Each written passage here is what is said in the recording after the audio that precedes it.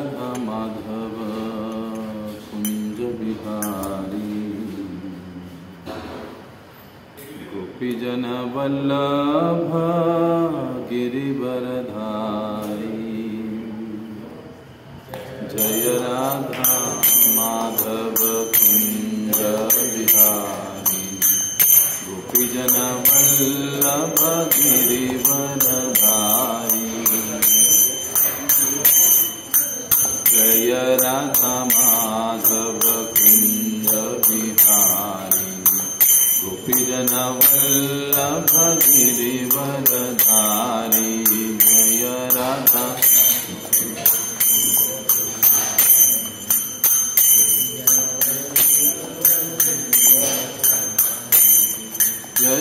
यशोदानंदन व्रज जन रंजना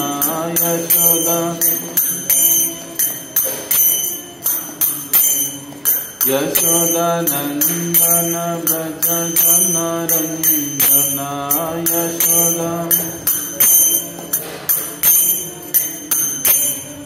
यमुना तीरवनचारी यमुना यमुना तीरवनचारी यमुना तीरवनचारी जय राधा माधव कुंज बिहारी गोपीजन वल्लभ गिरिवरधारी जय राधा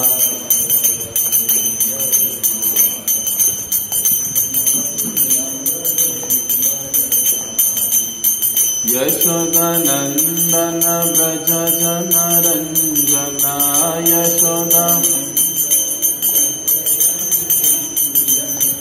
यशोदानंदन व्रज जन रंजना यशोदा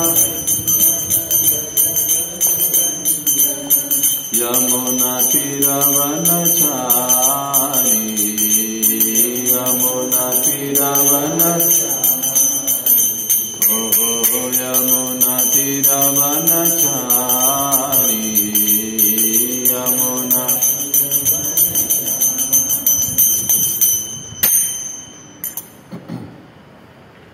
हरे Krishna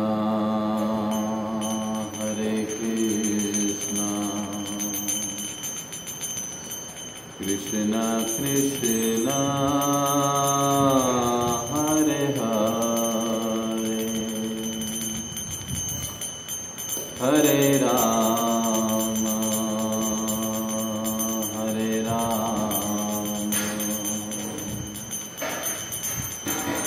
Ram Ram Hare Hare Hare Krishna Krishna Krishna Hare Hare Hare Ram Ram Ram Hare Hare Hare Hare Krishna Krishna Hare Hare Hare Ram Ram Ram Hare Hare Hare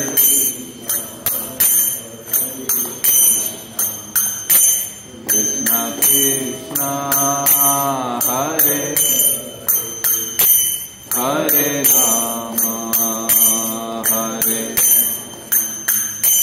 Ram Ram Hare Hare Hare Krishna Krishna Krishna Hare Hare Hare Ram Ram Ram Hare Hare Hare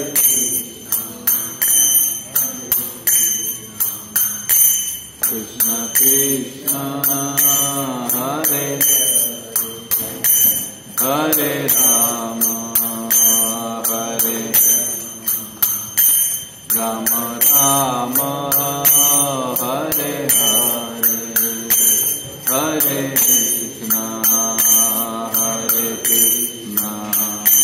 Krishna Krishna Hare Hare Hare Rama Hare Rama Rama Rama Hare Hare Hare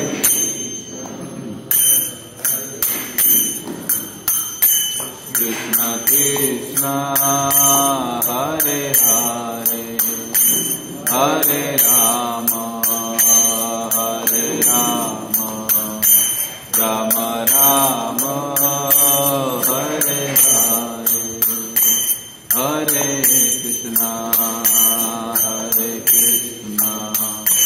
Krishna Krishna Hare Hare Hare Rama Hare Rama Rama Rama Hare Hare Hare Hare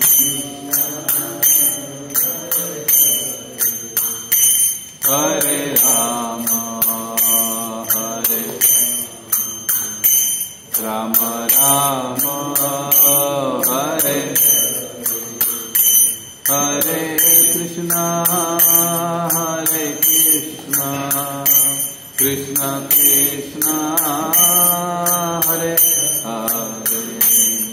Hare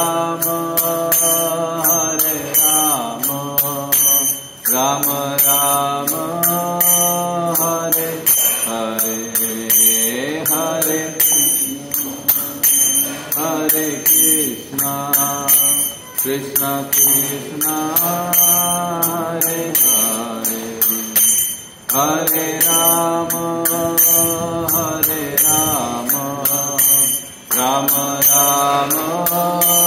Hare Hare Hare Hare Krishna Krishna Krishna Hare Hare Hare Rama Rama Rama Hare Hare Hare Krishna Krishna Krishna Hare Hare Hare Ram Ram Ram Hare Hare Hare Krishna Hare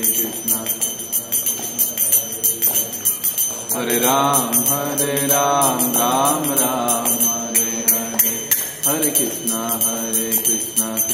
Krishna Hare Hare Hare Ram Ram Ram Hare Hare Hare Krishna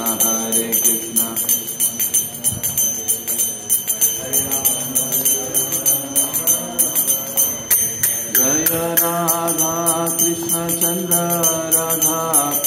Chandra Radhe Jaya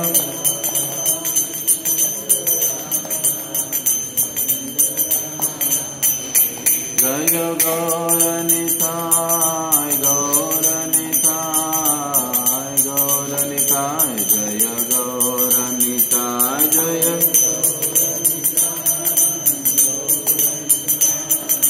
Gauranitai Jaya Gauranitai Jaya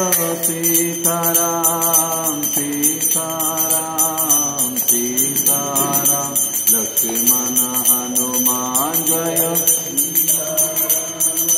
Sitaram Lakshman Hanuman Jaya Jaya Prabhupada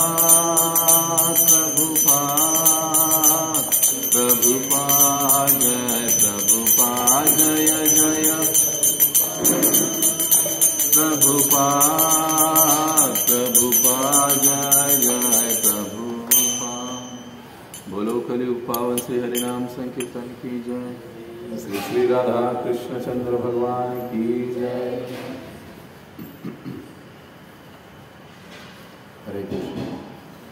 तो आज श्रीमद् भगवद गीता के तीसरे सत्र में आप सभी भक्तों का हार्दिक स्वागत है।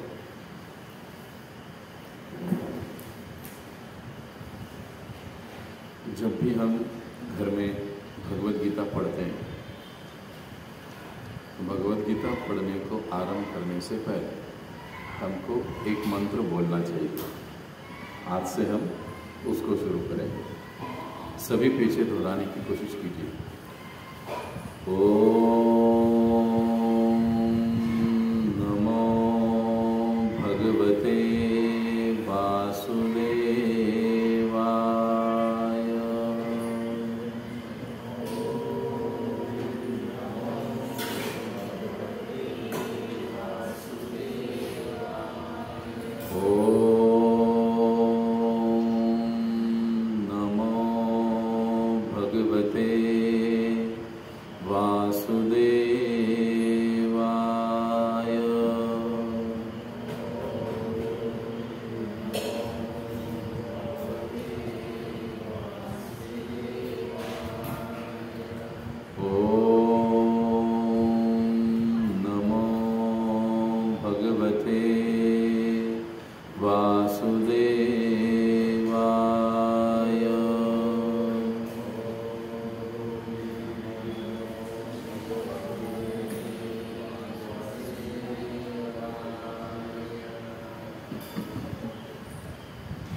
आगे भी श्लोक है, लेकिन उसको हम अभी नहीं पढ़ेंगे।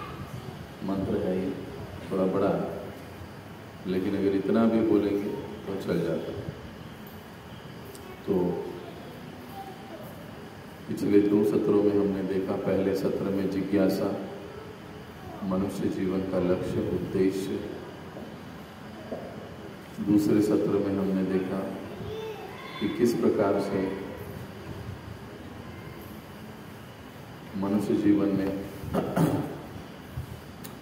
7 प्रकार की वास्तविक समस्याएं विद्यमान हैं जिससे कोई नहीं बच सकता।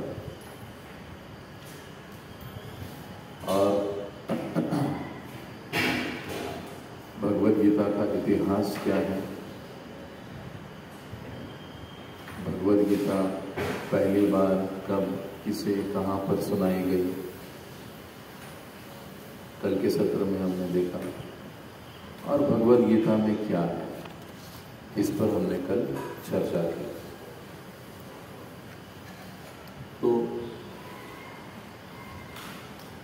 हमने कल देखा कि भगवद गीता के प्रमुख 5 विषय हैं,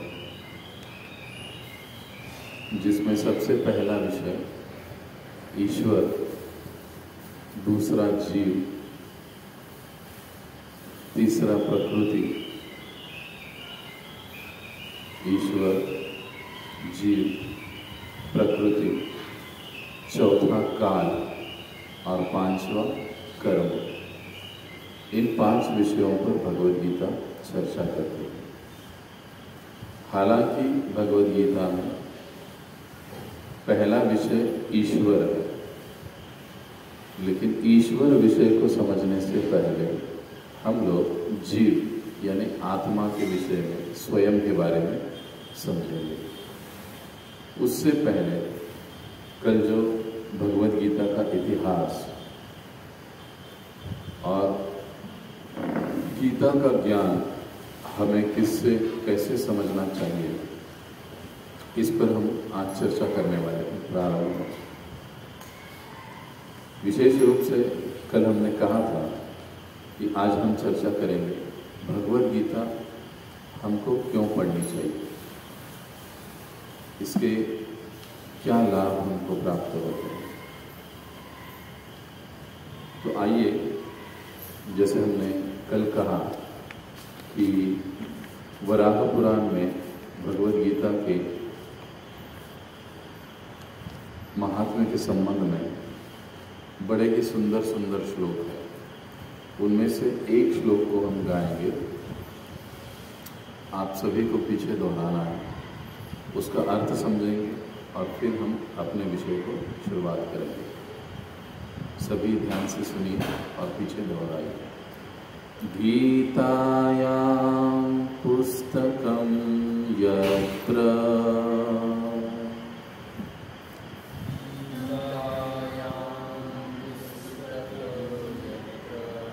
पुस्तकं, गीतायां पुस्तकं यत्र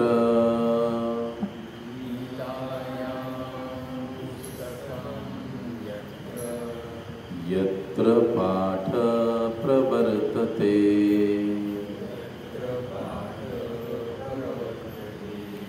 यत्र पाठ प्रवर्तते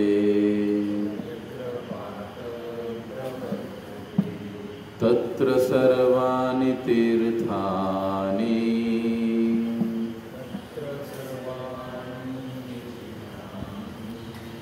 तत्र सर्वाणि तीर्थानि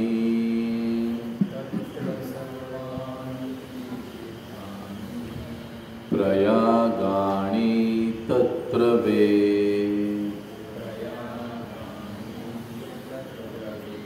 प्रयागाणि तत्र वे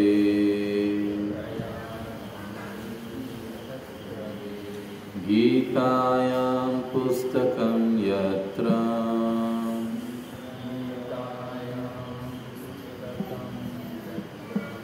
यत्र पाठ प्रवर्तते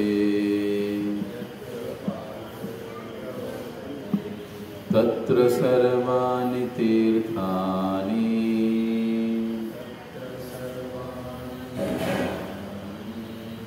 प्रयागाणि तत्र वे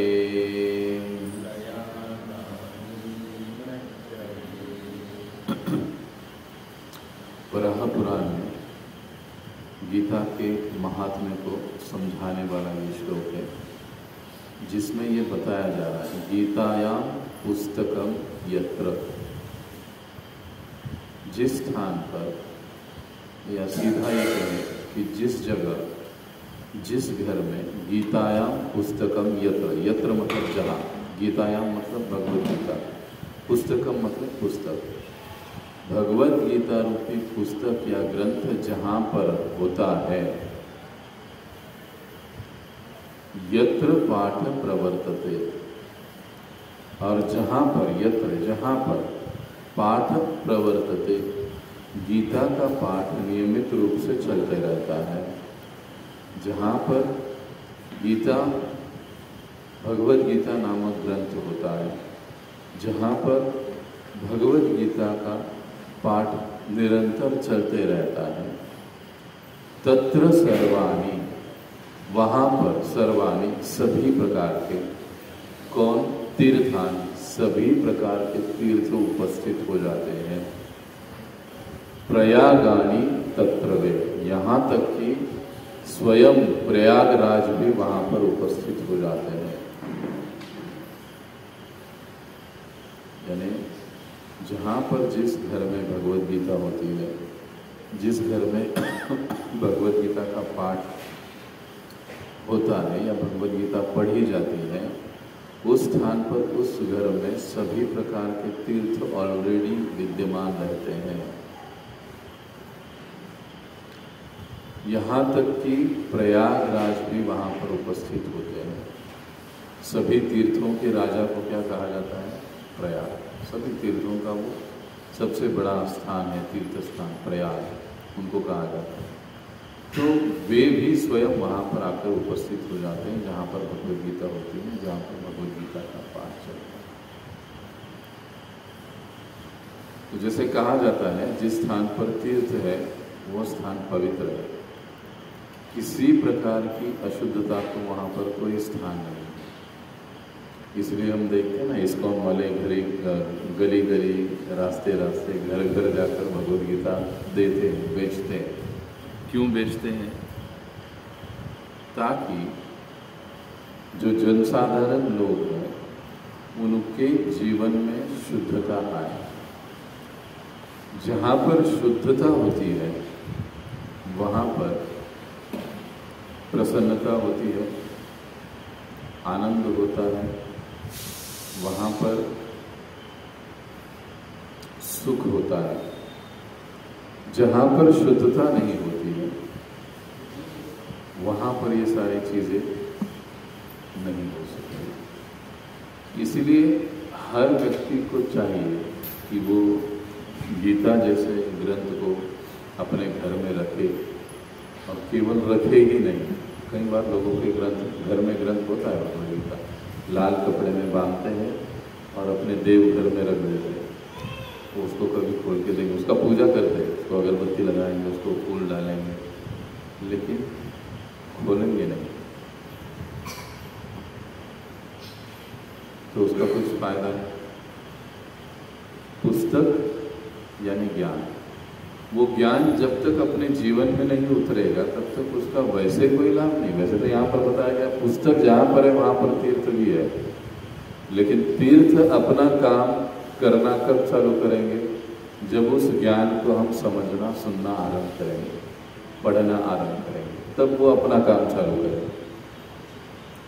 केवल रखने मात्र से, इसलिए हमारे गुरु महाराज कई बार मजाक में कहते हैं भगवत गीता, इसका नाम है जशी आहे तशी, यथार्थ। जब हम लोग पूछते हैं किसी को कि आपके पास भगवत गीता है, कहता है आहे, आमच्याकडे भगवत गीता आहे, कशी जशी आहे तशी आहे का?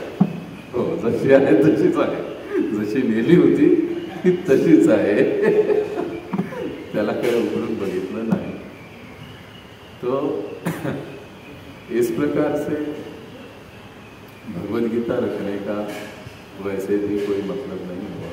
तो यदि हमारे घर में भगवद गीता है तो हमको उसको हर रोज़ पढ़ना चाहिए. एक श्लोक पढ़ने में एक 5 मिनट लगता है, ज़्यादा समय नहीं लगता, जिससे हमको उसका अभ्यास होगा. तो अब जब गीता का विषय आता है, जिज्ञासा का विषय आता है, मैं कौन हूँ, भगवान कौन है, भगवान के साथ मेरा क्या संबंध है, तो इस प्रश्न के उत्तर पाने के लिए हमको कहाँ पर जाना होगा? किसी ऐसे व्यक्ति के पास हमको जाना होगा जो खुद इस बात को जानता हो और अपने जीवन में उतारता हो. जानना एक बात होती है और अपने जीवन में उतारना उस ज्ञान को एक बात होती है. एक बार हमारे महात्मा गांधी जी के पास एक माता गई छोटे बच्चे को. उसकी ये शिकायत थी कि गांधी जी, मेरा बच्चा बहुत मीठा खाता है, वो मानता ही नहीं. बहुत कोशिश की, उसको मारा पीटा समझाया, घर से मैंने सारी मीठी चीज़ें छुपा दी, लेकिन वो ढूंढ ढूंढ के खाते रहता है. आप इसको कुछ समझाओ. तो गांधी जी बोले, अच्छा ऐसी बात है, आप एक काम करो, 1 सप्ताह के बाद आओ. अब वो स्त्री, वो माता 1 सप्ताह के बाद उनके पास चली गई और फिर गांधी जी ने उस बच्चे को पूछा, क्या आप बहुत मीठा खाते हो? तो कहने लगा, हाँ गांधी जी मुझे बहुत पसंद आता है, बापूजी मुझे बहुत पसंद आता है. तो उन्होंने कहा कि देखो बेटा, मीठा खाना अच्छी बात नहीं है. मीठा खाने से हमारे दांत खराब हो जाते हैं और कुछ शरीर में तकलीफ हो जाती है. तो मीठा खाओ पर ज़्यादा मत खाओ. तो माता सोचने लगी, अगर यही 2 बातें बतानी थी तो 1 हफ्ते तक मुझे क्यों रोका गया? मुझे 1 हफ्ते के बाद क्यों बुलाया? ये तो उस दिन भी बताया जा सकता था. बापू उस दिन भी बता सकते थे कि भाई मीठा खाना अच्छा नहीं है, दांत खराब हो जाते, तुमको नहीं खाना चाहिए. तो उसको बड़ी बेचैनी हो गई वो माता को. उसने फिर बापू से पूछ लिया, महात्मा गांधी से, कि गांधी जी वैसे तो ये बात आप पिछले बार भी बता सकते थे जब मैं आई थी. 1 हफ्ता मुझे रोकने के लिए क्यों बोला आपने? 1 हफ्ते के बाद क्यों बुलाया? तब गांधी जी बोले कि देखो माता, जब आप इस बच्चे को मेरे पास लेकर आई और मुझे कहा ये बच्चा बहुत मीठा खाता है और मैं चाहती हूँ कि ये मीठा कम खाए या बंद करे मीठा खाना, उस समय मैं भी खुद मीठा खा रहा था. यानी मैं भी शक्कर खाता था, मैं भी गुड़ खाता था. तो जब मैं खुद ही मीठा खा रहा हूँ, शक्कर खा रहा हूँ, गुड़ खा रहा हूँ या सारी मिठाइयाँ खा रहा हूँ, तो फिर मुझे उस बच्चे को बताने का क्या अधिकार है कि तुमको मीठा नहीं खाना चाहिए? इसके लिए 1 सप्ताह मैंने खुद प्रैक्टिस की कि मैंने मीठा खाना बंद कर दिया. तकलीफ हुई, और अब पूरी तरह से मैंने जब बंद कर लिया, तब मैं अब उस बच्चे को कह रहा हूं कि तुम मीठा खाना बंद करो। कहने का मतलब क्या है? सिर्फ उपदेश देने से परिवर्तन नहीं होता है। उपदेश देने वाले को वो उपदेश अपने जीवन में उतारना भी जरूरी होता है। अगर गीता को हमें समझना है तो हमें ऐसे व्यक्ति के पास जाना होगा जिसने गीता का ज्ञान अपने जीवन में उतारा है। गीता का ज्ञान बहुत लोगों को है। आप अगर बाहर दुनिया में जाओगे तो लोगों को 700 श्लोक मुझे भी याद नहीं रहेंगे, लेकिन वो मुंह जबान बोल के बता देंगे, बिना देखे पाठ पाठ पाठ पाठ पाठ एकदम एक के पीछे एक बता देंगे। लेकिन वो बात अच्छी है लेकिन पर्याप्त नहीं है, उसको अपने जीवन में भी उतारना जरूरी है। तो भगवत गीता जब हम पढ़ते हैं तो उससे हमको कुछ लाभ प्राप्त होते हैं, कुछ फायदे हमको अपने जीवन में मिलते हैं। कई बार लोग कहते हैं कि भगवत गीता क्यों पढ़ना चाहिए, क्या जरूरत है पढ़ने का। हमको पता है भगवत गीता अर्जुन को बताई गई, कृष्ण ने बताया, वो लड़ाई नहीं कर रहा था, फिर उसको लड़ाई करने के लिए उसको प्रेरित कर दिया वगैरह वगैरह, हमको पता है, यहाँ तक पता है। अब हमको इससे आगे कुछ करने की जरूरत नहीं, इससे क्या मिलेगा। लेकिन आदि शंकराचार्य अपने गीता महात्म्य नाम के ग्रंथ में गीता पठन के बारे में बहुत सुंदर सुंदर बातें बताते हैं। सबसे पहले वो कहते हैं कि जब हम भगवत गीता पढ़ते हैं तो भगवत गीता पढ़ने से हमको हमारे जीवन में जो दुख है उन दुखों का मूल कारण पता चलता है कि हमारे दुखों का मूल कारण क्या है, क्यों हमारे जीवन में अलग अलग प्रकार के दुख आते हैं। कल हमने देखा 4 प्रकार की तकलीफें, दुख, जन्म, मृत्यु, जरा, व्याधि, आदि दैविक, आदि भौतिक, आदि हत्यादि। ये 7 प्रकार के क्लेश दुख हमने देखे। उसके व्यतिरिक्त भी बहुत सारे दुख और समस्याएं हमारे जीवन में होती है, लेकिन उसका मूल कारण क्या है? उसका मूल कारण क्या है? जब हम भगवत गीता पढ़ते हैं तब हमको इसका मूल कारण पता चलता है। उदाहरण, एक व्यक्ति था, उसके शरीर पर फोड़े आ रहे थे, तो किसी डॉक्टर के पास गया, डॉक्टर को दिखाया, डॉक्टर ने उसको साफ किया, फोड़ा, मलहम पट्टी लगाया, दवाई दिया, वो घर पर आ गया। कुछ दिन में अच्छा हो गया, लेकिन कुछ दिन के बाद फिर से फोड़े यहाँ पर आने लगे। तो बोला अरे, फिर से डॉक्टर के पास गया, फिर से डॉक्टर ने मलहम पट्टी किया, दवाई दी, कुछ समय अच्छा लगा, लेकिन कुछ समय के बाद वापस फोड़े यहाँ पर आने लगे। अब ऐसा बार बार होता था। उस व्यक्ति का एक मित्र था, उसने कहा अरे क्या बात है, बार बार हॉस्पिटल जा रहे हो? अरे कहे पता नहीं ऐसा ऐसा प्रॉब्लम है, बार बार ये फुंसियाँ फोड़े मेरे शरीर पर आ रहे हैं। डॉक्टर इसको इलाज तो कर रहा है, लेकिन ये कुछ समय के लिए अच्छा होता है, बाद में फिर से वही प्रॉब्लम या वही चीज़ दूसरी जगह आ जाती है। तो कहे अरे एक काम करो, किसी अच्छे डॉक्टर को दिखाओ, और ये जो आपकी फोड़े हैं, ये फोड़े आपकी स्किन प्रॉब्लम की वजह से नहीं है, ये खून के प्रॉब्लम के कारण हो सकता है। आप कोई अच्छे स्पेशलिस्ट डॉक्टर के पास, फिर डॉक्टर दूसरे डॉक्टर के पास चले गए, दिखाया, डॉक्टर ने खून का टेस्ट किया और उनको पता चला कि खून में कुछ खराबी है। फिर उन्होंने दवाई दी, मलहम पट्टी तो कर दिया, लेकिन अब जो दवाई दी वो खून को ठीक करने की दवाई दी, जो भी खून में खराबी थी उसको दूर करने की दवाई दी। वो व्यक्ति दवाई लेता रहा और कुछ दिन के बाद अच्छा हो गया। अब उसको दोबारा वो प्रॉब्लम आया नहीं, क्यों? क्योंकि खून साफ हो गया, थोड़ी नहीं आई। मतलब क्या हुआ? हम लोग अपने जीवन में जो भी, बोलो श्री राधा कृष्ण चंद्र भगवान की जय, समस्याएं आती हैं, उसका टेम्पररी सॉल्यूशन करते हैं। वो समस्या आगे चल के फिर दूसरा रूप लेती है, दूसरे रूप में हमारे सामने आ जाती है। एक समस्या का हम लोग सोल्यूशन ढूंढ लेते हैं, दूसरी खड़ी हो जाती है, दूसरी का ढूंढते हैं, वही समस्या तीसरी बार फिर से खड़ी हो जाती है अलग रूप में। ये चलते रहता है, लेकिन ये रुकेगा कब?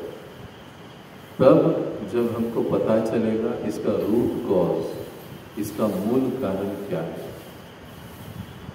क्यों हमारे जीवन में समस्याएं आती है। तो भगवद गीता जब हम पढ़ते हैं तो हमको ये समझ में आती है बात, क्योंकि हम लोग भगवान से विमुख हो गए हैं, भगवान से मुंह फेर लिया है। हमारे दुखों का यही एकमात्र कारण है। अगर हम लोग भगवान की ओर उन्मुख हो जाएंगे तो ये सारे दुख आहिस्ता आहिस्ता हमारे जीवन से नष्ट हो जाएंगे, और एक समय ऐसा होगा कि हमारे जीवन से ये सातों प्रकार के दुख जो कल हमने चर्चा की, आदि दैविक, भौतिक, आध्यात्मिक, जन्म, मृत्यु, जरा, व्याधि, ये खत्म हो जाएंगे। बाकी के दुख संकट भी हमारे जीवन से खत्म हो रहे हैं। ये हमको समझ में आया कब? जब हम गीता पढ़ेंगे और गीता पढ़कर उनके उपदेशों को अमल में लाएंगे। तो पहला फायदा हमको ये पता चलता है कि मनुष्य जीवन में दुखों का मूल कारण क्या है, ये भगवद गीता हमको बताती है। अब दूसरा फायदा कि हमारे जीवन का असली उद्देश्य हमको पता चलता है।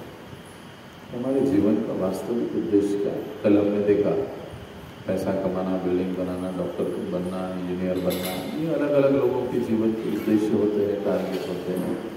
उसके अनुसार लोग पूरा जीवन भर कार्य करते हैं। अच्छा, इसमें गलत कुछ नहीं है, वो करना पड़ेगा। शरीर है तो उसके निर्वाह के लिए हमको काम करना पड़ेगा, प्रयास करना पड़ेगा, लेकिन वो प्रयास ही सब कुछ नहीं है। हमारे जीवन का मूल उद्देश्य भगवान की प्राप्ति है। जब तक हम भगवत धाम में भगवान की प्राप्ति नहीं कर लेते, तब तक हम जन्म मृत्यु के चक्र से नहीं छूट सकते। तब तक हम इन 7 प्रकार के अलग अलग प्रकार के दुखों से, कष्टों से, संकटों से मुक्त नहीं हो सकते। ये बात हमें पता चलती है भगवत गीता के पठन से या पढ़ने से। अब तीसरी चीज,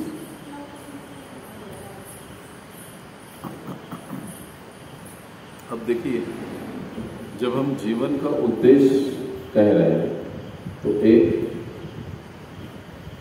महत्वपूर्ण बात है। एक कथा, एक सत्य घटना मुझे याद आ रही है। फोर्ड कंपनी के मालिक मिस्टर फोर्ड, उनका यूएसए में बहुत बड़ा फार्म है, फार्म हाउस बहुत बड़ा, कई सैकड़ों एकड़ में फैला हुआ। तो रोज सुबह उनका ये मतलब दिनचर्या होती थी कि वो अपने फार्म हाउस में चक्कर लगाते, वॉकिंग करते। तो एक दिन सुबह सुबह वो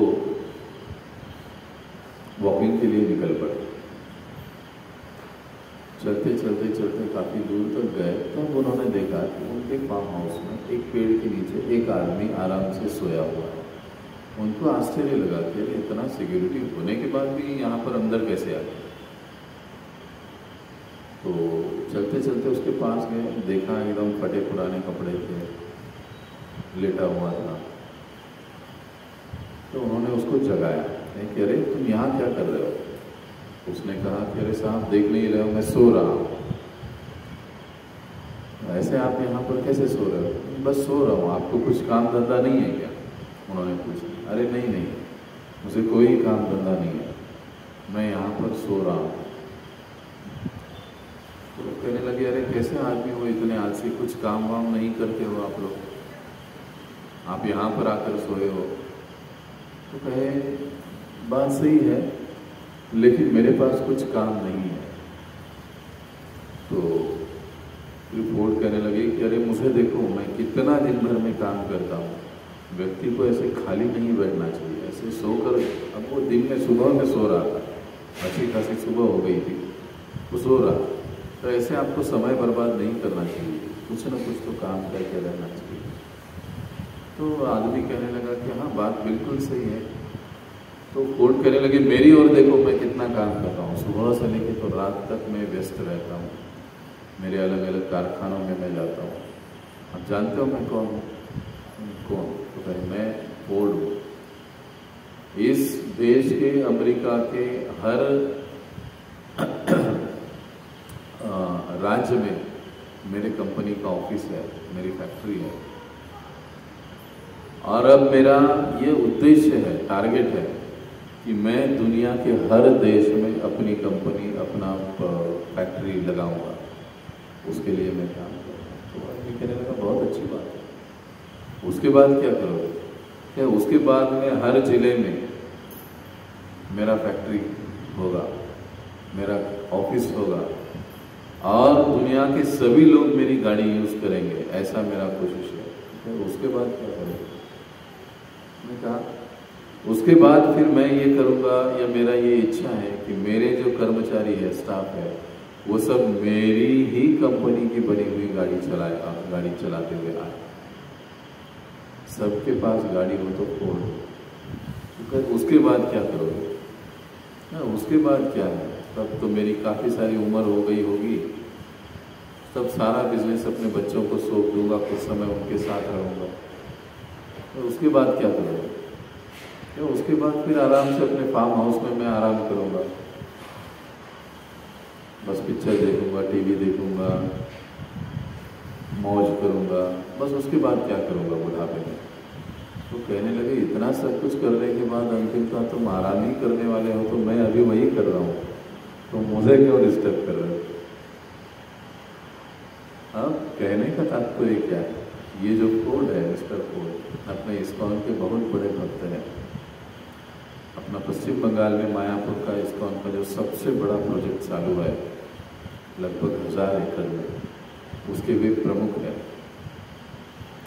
और काफ़ी अच्छे भक्त हैं। तो बता रहे थे, वो आदमी मेरे साथ बात कर रहा था, लेकिन जैसे ही उस आदमी ने ये अंतिम बात मुझे कही, तब मैं एकदम चकित रह गया कि इसने क्या कह दिया कि अंतिमतः अगर मुझे आराम ही करना एक जगह पर आकर, तो मैं इतना सब कुछ क्यों कर रहा हूँ? और फिर कहे कि मुझे प्रभुपाद जी मिले, उस समय उनका आंदोलन वहाँ पर चल रहा था, नया नया था, मैं उनके साथ जुड़ गया और फिर भक्त बन गया।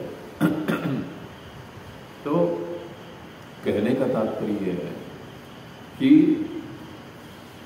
काम करना, काम करना, काम करना, यही मनुष्य जीवन का उद्देश्य नहीं है, बल्कि मनुष्य जीवन का उद्देश्य है भगवान की प्राप्ति, भगवान की खोज, उसके लिए प्रयासरत है। और ये हमको पता चलता है गीता को पढ़ने से। जो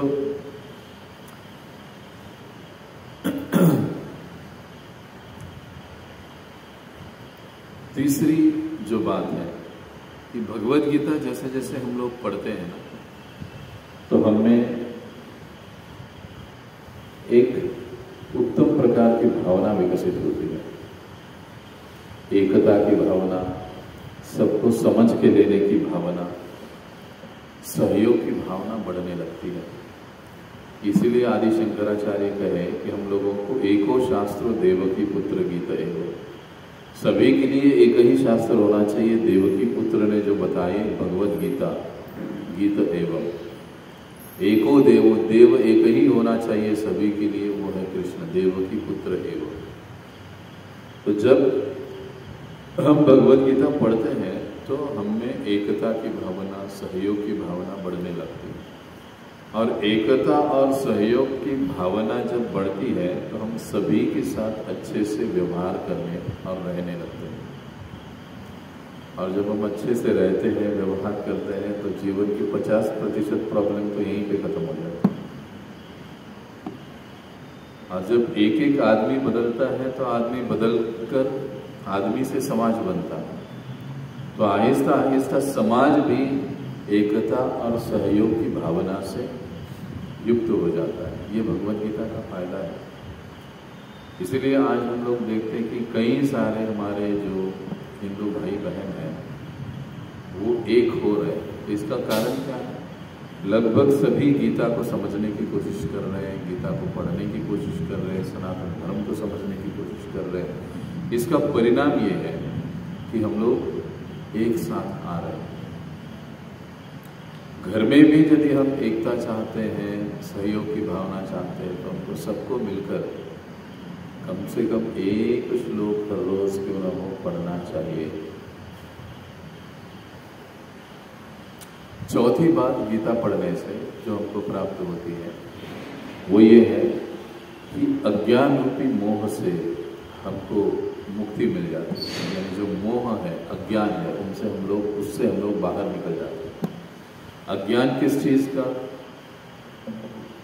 ये मेरा है, वो मेरा है, मैं उसका हूँ, या मृत्यु तक ये सब मेरे साथ रहेगा। ये जो अज्ञान में हम लोग जीते हैं, मैं और मेरा, इससे हम लोग मुक्त हो जाते हैं और हम लोग एक उच्च भावना में स्थित हो जाते हैं। इसलिए हम लोग देखते हैं कि 18वें अध्याय में पूरी भगवद गीता सुनने के बाद अर्जुन भगवान श्री कृष्ण से कहता है, नष्टो मोहो स्मृतिर्लब्ध्वा त्वत्प्रसादान् मयाच्युतः। नष्टो मोहो, इसका मतलब क्या है कि हे कृष्ण, हे अच्युत, मेरा मोह, मेरा अज्ञान नष्ट हो चुका है। किस चीज से? त्वत्प्रसादान् मया अच्युत। आपने जो गीता रूपी प्रसाद मुझे सुनाया उससे मेरा मोह अब नष्ट हो गया और अब मैं करिष्ये वचनम तव, अब मैं तुम्हारे वचनों के अनुसार कार्य करने के लिए तैयार हूं। यानी गीता हमको अज्ञान से, मोह से मुक्त कर देती है। और अंतिम जो गीता के पठन का लाभ हमको मिलता है वो ये है कि इसी जीवन में हम लोग सुख, आनंद और भगवान की प्राप्ति कर पाते हैं गीता के पठन से, उसके ज्ञान को अपने जीवन में उतारने से। तो ये गीता के 5 महत्वपूर्ण लाभ, वैसे कई सारे लाभ हैं, लेकिन हमने प्रमुख ये 5 लाभ देखे। इसके कारण हमको भगवद गीता अवश्य पढ़नी चाहिए। जो व्यक्ति गीता को पढ़ता है, आहिस्ता आहिस्ता वो कृष्ण भावना से या भगवत भावना से युक्त होने लगता है। भगवान के प्रति उसकी रुचि, उसका प्रेम बढ़ने लगता है।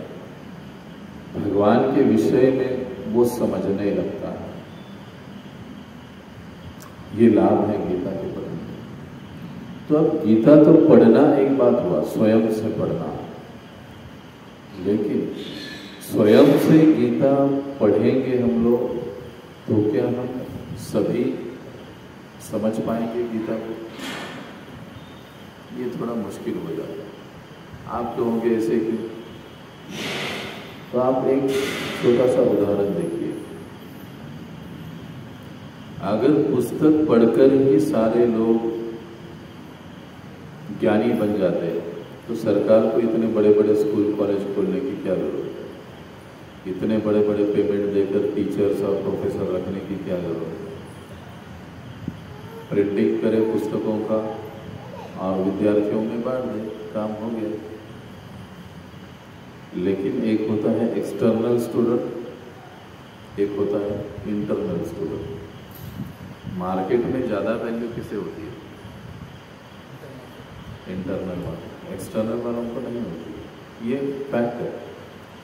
ठीक उसी प्रकार से कई बार, अब ये मैं क्यों कह रहा हूँ, कई बार कई लोगों की धारणा होती है कि बस भगवद गीता है, भगवान है, मैं और भगवान, गीता और मैं, मुझे बीच में किसी मीडिएटर की माध्यम की जरूरत नहीं है। कोई भी हमको गुरु वगैरह आदि ये चीज़ें नहीं चाहिए। मैं, गीता, मैं, भगवान, बस हम दो, बीच में किसी व्यक्ति की जरूरत नहीं। लेकिन आप कितना भी प्रयास करो, ऐसे हो ही नहीं सकता।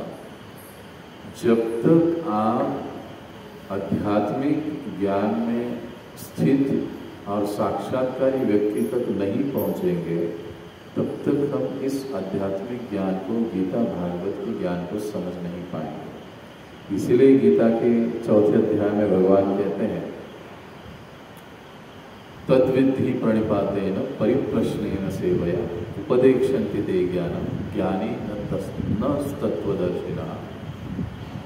तद्विद्धि प्रणिपातेन, हे अर्जुन, ये जो दिव्य ज्ञान है इसको प्राप्त करने के लिए प्रणिपातेन, तद्विद्धि, तुमको जाना पड़ेगा, प्रणिपात प्रणाम करना पड़ेगा, उनको शरण जाना पड़ेगा। किनको? तद्विद्धि प्रणिपातेन परिप्रश्नेन सेवया, उन्हें अपने प्रश्न पूछने होंगे। किन्हें?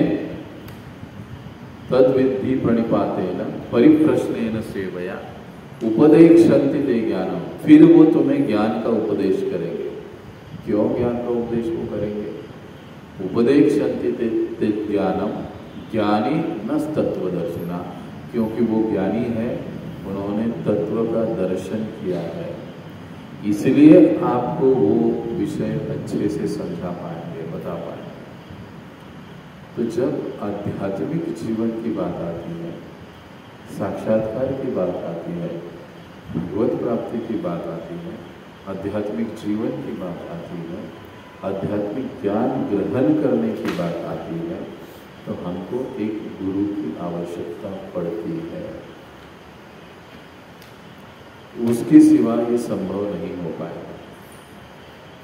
देखिए, भगवान भी इस धरातल पर जब आते हैं तो वे भी गुरु करते हैं। राम जी के गुरु कौन थे? वशिष्ठ। कृष्ण के गुरु कौन थे? संदीप। भगवान भी ये दिखाते हैं कि भले ही मैं भगवान हूं, मैं समस्त ज्ञान का ज्ञाता हूं, लेकिन फिर भी जब मनुष्य रूप में मैं आता हूं तो मैं भी गुरु को स्वीकार करता हूं। इसका मतलब मनुष्य जीवन की सफलता की शुरुआत गुरु के शरणागति से होती है। जब तक हम किसी एक प्रमाणिक और प्रमाणित गुरु के संपर्क में नहीं आते, तब तक मनुष्य जीवन की जो ध्येय है, वास्तविक ध्येय जो हम सीख रहे हैं, समझ रहे हैं, उसको हम प्राप्त नहीं कर सकते। तब ये जो गुरु है, ये जो साधु है, ये जो संत है, वो 4 प्रकार के होते हैं। उनमें भी 4 प्रकार पाए। सबसे पहले होते हैं पथ प्रदर्शक गुरु। पथ यानी रास्ता, प्रदर्शक यानी दिखाने वाला, गुरु यानी गुरु। अब देखिए, उससे पहले गुरु शब्द हम लोग तो बार बार उपयोग में लाते हैं, सुनते हैं, पढ़ते हैं, लेकिन गुरु शब्द का मतलब क्या है पता है किसी को? गुरु किसे कहते हैं? गुरु शब्द का वास्तविक अर्थ क्या है?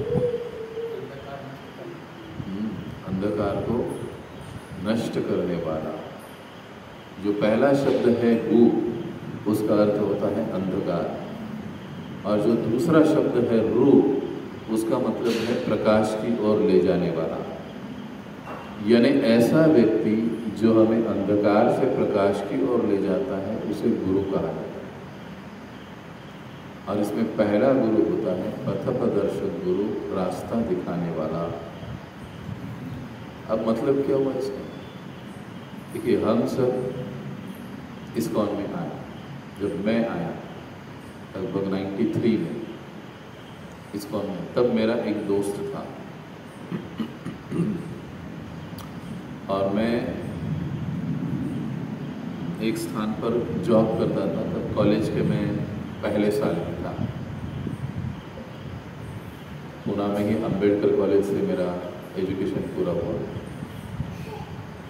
तो जिस स्थान पर मतलब वो बहुत बड़ा ग्रोसरी शॉप था, डिपार्टमेंटल स्टोर था, वहाँ का अकाउंटिंग में देखता था। तो मेरा एक मित्र था, एक दिन मित्र मतलब वो भी वहाँ पर काम करता था, डिलीवरी बॉय था। जो भी ऑर्डर्स आते थे फिर वो होम डिलीवरी देने के लिए जाते थे। तो काफ़ी अच्छा मित्र हुआ था वो मेरा। और एक दिन दिसंबर के महीने में वो किसी कस्टमर के घर गया डिलीवरी देने के लिए। तो शायद वो इस्कॉन के भक्त रहे होंगे। तो उन्होंने ISKCON की कुछ छोटी छोटी पुस्तकें, रसराज श्री कृष्ण, प्रहलाद महाराज के दिव्य संदेश और हरे कृष्ण युग, ऐसे 3 पुस्तक, छोटी छोटी पुस्तकें, उसको वो जिनके पास वो गया था उन्होंने, वो माता जी ने उनको दिए, कहे आप पढ़ो ये पुस्तक, कोई पैसा नहीं, कुछ नहीं। तो अब उसने कहा कि भाई कस्टमर है ना, क्यों बोले उसको, कैसे बोले, उसने ले लिया। उसने देखा, पढ़ा, बाद में मेरे पास आ गया, कहा सुनील देख, ये उसने गीता सोसाइटी में रहते थे वो उस समय, ये देख वो कस्टमर ने मुझे दिया है यार, ये मेरे तो दिमाग में कुछ घुसने वाला नहीं, वो घुसने वाला नहीं, वो पढ़ के ही मुझे ऐसे लगता है वो मेरे कुछ काम का नहीं है। तो उसने वो पुस्तकें लाकर मुझे थमा दी, तो पढ़ सकता है, समझ भी सकता है। उसका उतना एजुकेशन नहीं था, तो 7वीं 8वीं हुआ था, तो कहा मेरे समझ के बाहर की बात है, मुझे नहीं समझना। उसने लाकर मुझे दे दिया। मैंने कहा यार मैं क्या करूँ उसको, उस समय मैं भी पक्का नास्तिकवादी था। हमारे घर का जो सारा फैमिली वातावरण है, विशेष रूप से मेरे पिता के यहाँ, हम लोग अम्बेडकरवादी थे, तो काफ़ी उथल पुथल हुई जब मैं यहाँ पर मुड़ा था, वो अलग बात है। लेकिन फिर मैंने वो पढ़ा, मैंने कहा कि छोड़ो यार क्या करना है। मैंने कहा यार मैं क्या करूँगा इसको लेकर, तेरे को तो पता है ये सब चीज़ें मैं नहीं मानता। तो कहे कुछ भी कर यार, किसी को दे दिया लेके जा। तो उठाकर मैंने रखा, छोड़ देना, शेड पड़ेगा इधर, सेट पड़ेगा इधर, रख दे इधर ही, तो वहीं पर रख दिया। काफ़ी समय बीत गया, 2 महीना 3 महीना 4 महीना, पुस्तक वहीं पर पड़ी। वो जो हमारे सर थे उन्होंने कहा अरे ये पुस्तकें तूने सुनी, वो उसने शरद ने लाके दी, तूने इधर ही रखा, क्यों रखा? मैं कहा आपको पढ़ने के लिए, तू पढ़ेगा तो क्या होगा? बोला मुझे नहीं, तो उसमें कुछ इंटरेस्ट नहीं है मुझे, मैं पढ़ने वाला नहीं। अरे पढ़ने में क्या हर्ज है? उसने कहा नहीं, कहा आप पढ़ लो। उसने कहा नहीं, तो फिर मैं फेंक देता हूँ। लेकिन पता नहीं मुझे क्या लगा, मैं कहा अरे फेंको मत, चलो किसी को दे देंगे, जो भी इसमें इंटरेस्टेड है उसको दे देंगे। मैंने उठाकर वो पुस्तकें अपने बैग में डाल दी, घर लाकर उसको फिर से रख दिया। रखने के बाद तो मैं तो लगभग उसको भूल भी गया, क्योंकि पढ़ना मेरा उद्देश्य था ही नहीं, मैं पढ़ने वाला था ही नहीं। अब उसके बाद 1-2 साल बीत गए, कॉलेज के दूसरा साल, तीसरे साल में मैं आ गया। दूसरे साल का अंतिम चरण चल रहा था। तो जीवन में ऐसी कुछ उलट पुलट घटनाएं होने लगी थी, मैं काफ़ी डिस्टर्ब हो चुका था उस समय के बाद। तो फिर एक दिन ऐसे ही कुछ सफाई घर की करते करते सारे वो बुक्स के कबर्ड्स वगैरह सब निकाला, उसमें से बुक निकले, वो तो मैंने उठा के उसको साइड में रख दिया। लेकिन क्योंकि मुझे उस समय ऐसे लगा कि यार ये इतने समय से 1-1.5 साल से पुस्तकें मेरे पास है, पड़ी हुई है, बाकी की सब पुस्तकें निकाली मैंने, वो उसको वैसे ही रख दिया फिर से। और उसमें से रसराज श्री कृष्ण ये पुस्तक पढ़ने के लिए मैंने ऊपर निकाल के रख ली, तो चलो पढ़ लेते हैं क्या। जैसे जैसे पुस्तक को मैं उस ग्रंथ को पढ़ते गया, ऐसे लगने लगा कि वो एक्चुअल में जो बताया जा रहा है कि वो मेरे जीवन की बातें बताई जा रही है। और फिर एक अंतिम अध्याय उसका आ गया कि सर्वोत्तम प्रियकर भगवान श्री कृष्ण। अभी आप समझ जाइए, सर्वोत्तम प्रियकर भगवान, ये टॉपिक मुझे इतना अच्छा लगा। मैंने कहा यार हम दुनिया में इतने लोगों से प्यार करते हैं, प्रेम करते हैं, लेकिन कुछ मजा नहीं है उसमें, लोग बदल जाते हैं। लेकिन ये जो बात, वो जो टॉपिक ने मेरे जीवन को ही चेंज कर दिया। फिर मैंने पुस्तक को थोड़ा उल्टा सीधा करके देख लिया, तो उस समय पीछे पुस्तकों में पते आते थे, आसपास के मंदिर थे। और तब फिर कैंप का जो हमारा मंदिर है उसका पता मैंने ढूंढा, और हम लोग, मेरे काफ़ी सारे मित्र ये ताड़ीवाला रोड एरिया से ही थे। तो वैसे मेरा बैकग्राउंड बड़ा ही विचित्र रहा है। और हम लोग कॉलेज से निकलने के बाद ऐसे ही घूमते फिरते, अक्सर हम लोग वेस्टर्न से निकल के जाते थे, लेकिन कभी वहाँ का मंदिर हमको दिखा नहीं, पता नहीं चला। लेकिन अब ये पढ़ने के बाद मैंने वो मंदिर ढूंढना चालू किया, लेकिन अब दोस्तों को बताए कैसा कि चलो यार मंदिर खोजेंगे। तो जब मैं उनको छोड़कर रिटर्न आता, तब मैं वहाँ पर मंदिर ढूंढता। काफ़ी दिनों से मैं ढूंढ रहा था, लेकिन मुझे उसका कुछ अता पता नहीं मिला। एक दिन रविवार के दिन मंदिर मिल गया, वो भी वो मंदिर में दोपहर की आरती के बाद समय शंख बज गया, तब मेरे समझ में आ गया कि अरे शंख बज गया मतलब इधर ही किधर मंदिर है। उस समय मंदिर बहुत छोटा था, बहुत घास फूस था आसपास, बाहर से तो वो मंदिर लगता ही नहीं था किसी भी एंगल से। फिर हम जब अंदर गए तब आरती चल रही थी, 2-4 लोग थे, जैसे हमारा भी नया नया 2-4 लोग आरती के लिए होते वैसे ही थे। और फिर वहाँ पर आरती अटेंड की और फिर एक भक्त मुझे मिले। फिर उन्होंने मुझे आहिस्ता आहिस्ता आहिस्ता आहिस्ता सारी मेरे प्रश्नों के जवाब देना चालू किया, प्रीचिंग चालू किया। तब से 93 से लेकर फिर मैं इस्कॉनवासी बन गया। जिसने मुझे पुस्तक दिया वो कभी भी इस्कॉन में आया नहीं। यहाँ तक जिसके कारण मुझे ये मिला कि मैंने कहा यार इसकी वजह से मुझे ये चीज़ मिली है। मैं उसके घर गया, चल हम जाएंगे सत्संग को, संडे के दिन बढ़िया खाना पीना सब कुछ होता है, डांस भी होता है, नाचना भी होता है, कीर्तन भी होता है। अब उस समय का थोड़ा सा स्वभाव भाव अलग ही था, तो कहा नहीं यार वो सब छोड़ दे, मैं नहीं जाना, तेरे को जाना है तू जा। आप कहाँ वो इन लोगों के पीछे पड़ा है, उस समय दम मारो दम काफ़ी फेमस था, तो वो सब फिर वो हो गया, वो नहीं आ गया, लेकिन मैं चला गया। और फिर मैं चला गया, फिर आगे पुस्तकों को पढ़ते गया, पढ़ने के बाद परिवर्तन आया।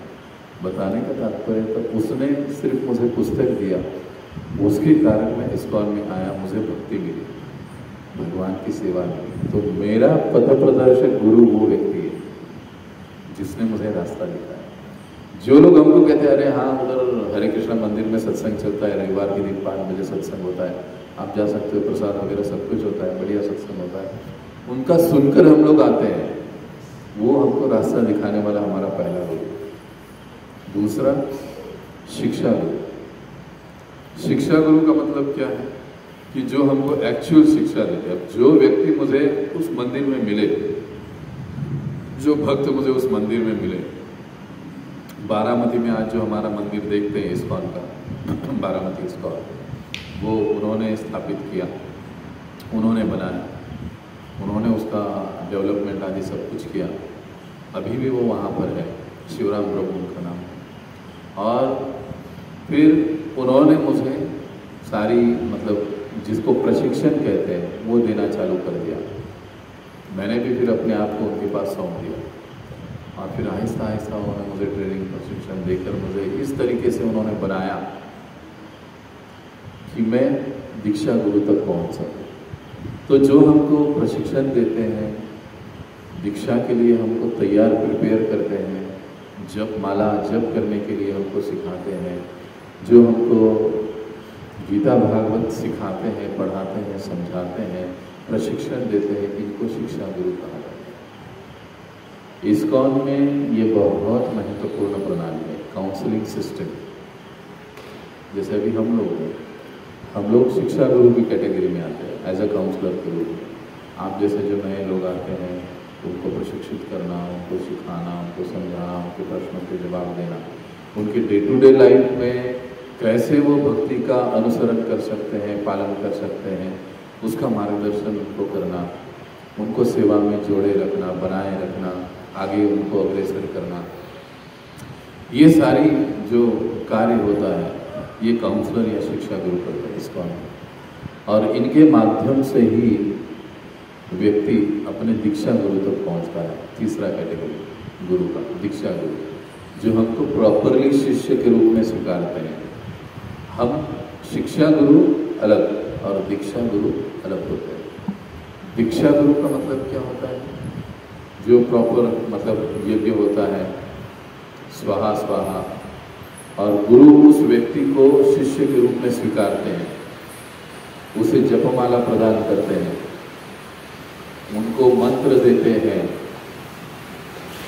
उनको भगवान की सेवा में जोड़ते हैं, वो दीक्षा गुरु। दीक्षा गुरु अलग होते हैं।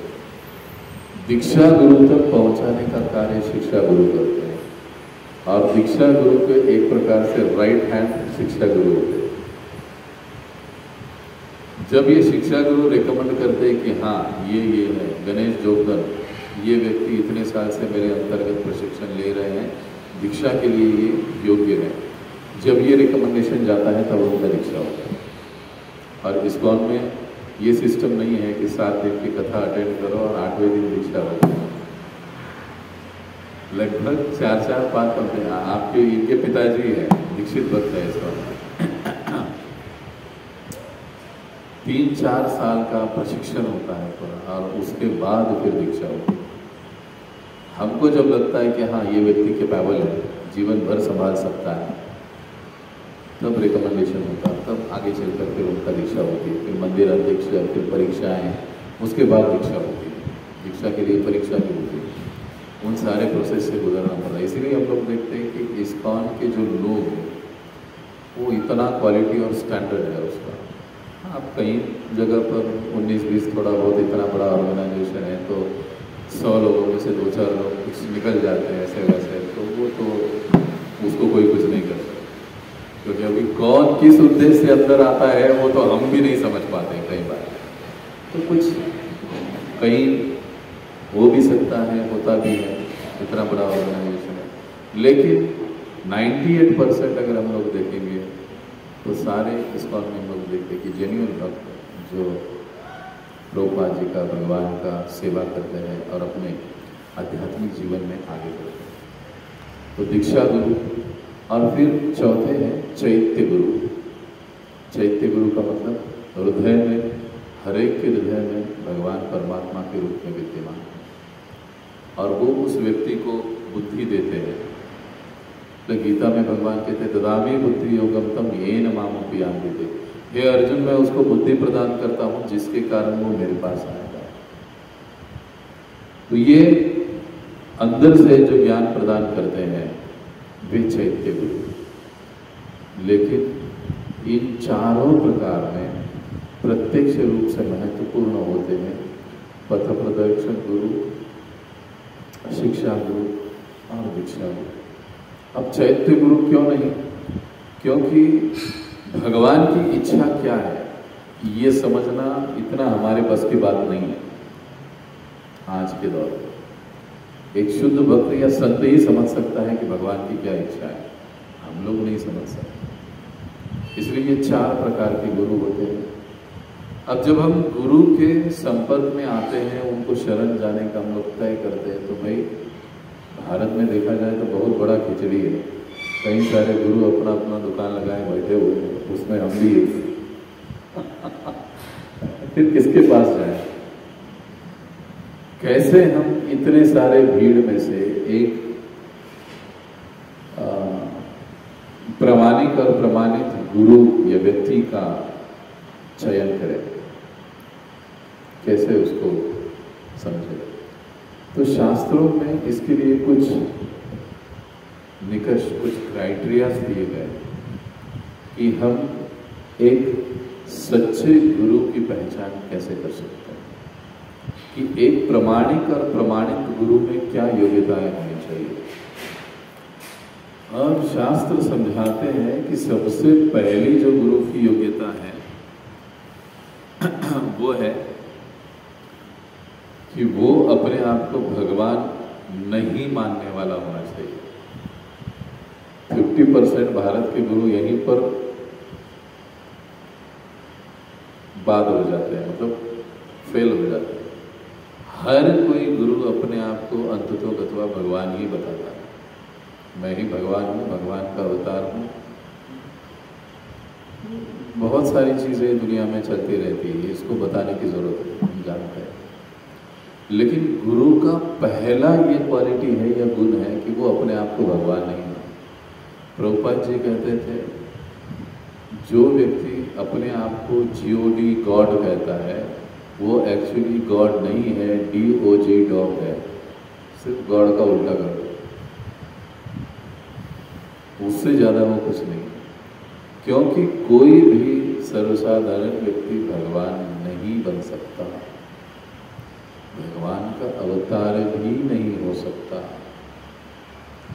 कोई भी ऐसे गृहस्थ आश्रम से अपने वैवाहिक जीवन से उठकर कहेगा कि मुझे साक्षात्कार हुआ, मैं भगवान हूँ, मैं भगवान का अवतार हूँ, तो ऐसे नहीं। एक बार प्रभुपाद जी ने जहाँ पर पहला इस्कॉन का सेंटर यूएसए में चालू किया, उसी के सामने एक बहुत बड़ा गुरु का ये उनका सेंटर था। वहाँ पर मायावादी थे, वे अपने आप को भगवान के रूप में प्रस्तुत करते थे कि मैं स्वयं भगवान हूँ और आप मेरे साथ रहो, मैं जो साधना बताता हूँ, जो मंत्र बताता हूँ, उसको आप जपोग करो, कुछ समय के बाद आप भी गुरु बन जाओ, क्षमा करो, आप भी भगवान बन जाओ। तो बहुत जोर शोर से प्रचार उनका चलता था और कई सारे लोग उनके पास जाते थे। तो सामने सामने था तो प्रभुपाद जी देखते थे, कई बार हंसते थे, लेकिन वो कुछ नहीं कहते थे। और यहाँ पर जो इस्कॉन में सेंटर में कार्यक्रम चलता था तो गिने चुने लोग आते थे, वहाँ पर कार्यक्रम चलता था। एक दिन ये जो व्यक्ति है वो प्रभुपाद जी से मिलने के लिए आया। तो प्रभुपाद जी के जो एक शिष्य थे वो दौड़े दौड़े प्रभुपाद जी के पास गए, प्रभुपाद जी आपको मिलने के लिए वो सामने वाले जो सन्यासी है जो अपने आप को भगवान के थे वो मिलने के लिए आए। तो कहें उनको अच्छे आदर के साथ अंदर ले आओ। तो वो भक्त गया, उनको आदर के साथ अंदर लेकर आया, तो प्रसाद दिया, पानी दिया, बैठाया। प्रभुपाद क्या बोलो क्या? तो कहने लगा स्वामी जी मैंने आपकी भगवत गीता पढ़ी। अरे वाह, बहुत अच्छी बात है, लेकिन आप जो गीता में बार बार इस बात को कहते हैं कि हम भगवान नहीं हैं, भगवान के अंश है, सेवक है, ये बात मुझे पसंद नहीं है। और आप तो जानते हैं कि हम लोग खुलेआम प्रचार करते हैं कि मैं ही भगवान का अवतार हूँ, मैं ही भगवान हूँ, और लोग मानते हैं, मेरे सब शिष्य मुझे भगवान मानते हैं। अच्छी बात है। तो इस पर प्रभुपाद जी ने उसको बहुत समझाने की कोशिश की कि कैसे हम सर्वसाधारण व्यक्ति भगवान नहीं बन सकते। लगभग आधा घंटा बहुत तगड़ी बहस चलती रही। उसके बाद उस व्यक्ति ने कहा कि स्वामी जी यहाँ पर वॉशरूम कहाँ पर है? तो प्रभुपाद जी हंसने लगे, अरे तुम तो भगवान हो, आंखें बंद कर लो और सोच लो कहाँ पर है। आपको तो पता चलना चाहिए कि इस एरिया में है ही कितना एरिया, ये 8-10 घंटे का एरिया होगा, तो इसमें वॉशरूम किस जगह पर है आपको तो पता होना ही चाहिए ना। आप पता करो। अरे मजाक का समय नहीं है स्वामी जी, बताओ वॉशरूम कहाँ पर है, मुझे जाना है, अर्जेंट है। तो कोई बात नहीं, रोक के रखो, आप तो भगवान हो, भगवान कुछ भी कर सकते हैं। फिर कहने लगा अरे स्वामी जी मजाक की बात नहीं है, ये समय नहीं है, प्लीज़ मुझे बताइए, तो प्रॉब्लम हो जाएगा। प्रभुपाद जी हंसने लगे और उन्होंने इशारे किया उस तरफ जाओ, तो चला गया, वहाँ से आ गया। कहे देखो तुम इतने से एरिया में एक चीज़ या एक रूम कहाँ पर है ये पता नहीं लगा सकते, और तुम कह रहे हो मैं भगवान हूँ। अपने जो आपको वॉशरूम जाना है, मल मूत्र के वेग को आप कंट्रोल नहीं कर सकते और तुम कहते हो मैं भगवान हूँ। ना अपने बुढ़ापे को, अभी कहीं बहुत बीच में प्रचार था कि ये भगवान, वो भगवान। अभी वो भगवान काफ़ी बीमार है, बेड पर लेटे हुए हैं। उनमें से पति पत्नी दोनों भगवान थे, एक लक्ष्मी थी, एक नारायण थे। अब लक्ष्मी जी काफ़ी बीमार है, नारायण जी वॉकर लेकर चल रहे हैं। तो ऐसे सब कुछ चलता है और लोग उसको मानते भी हैं, आश्चर्य होता है। तो प्रभुपाद जी कहने लगे कि अरे तुम अपने मल मूत्र के वेग को नहीं कंट्रोल कर सकते और तुम कहते हो मैं भगवान हूँ, ये क्या बात हुई? तो इसीलिए मैं समझा रहा हूँ तुमको कि हम कभी भगवान नहीं बन सकते। अब अंत में ये आदमी मानने वाला तो था नहीं, कहा स्वामी जी वो तो मेरी लीला थी, हालांकि मैं भगवान ही। तो ऐसे लोग कभी मानते नहीं हैं, वो यही कहते हैं कि हम भगवान हैं, भगवान हैं, भगवान हैं। लेकिन गीता में भगवान कहते हैं कि हमको समझाते हैं भगवान गीता में, जीव भूत सनातन। और स्टार्टिंग उसका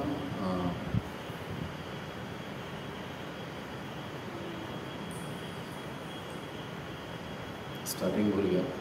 उसमें भगवान कहते हैं कि ये सृष्टि में जितने सारे जीव आप देख रहे हो वो सारे जीव ममई वांछो जीवलोके जीवभूत सनातन मनः षष्ठानि इंद्रियाणि प्रकृति स्थानी कर्षति। यह अर्जुन जितने सारे जीव है वो मेरे अंश है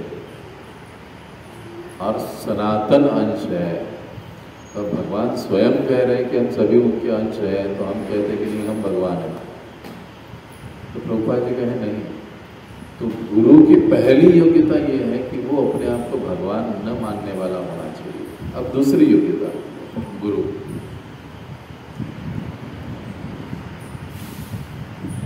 कि उसको कृष्ण का तत्व या कृष्ण का विज्ञान पता होना चाहिए, भगवान श्री कृष्ण के बारे में पता होना चाहिए, सही सही रूप से पता होना चाहिए।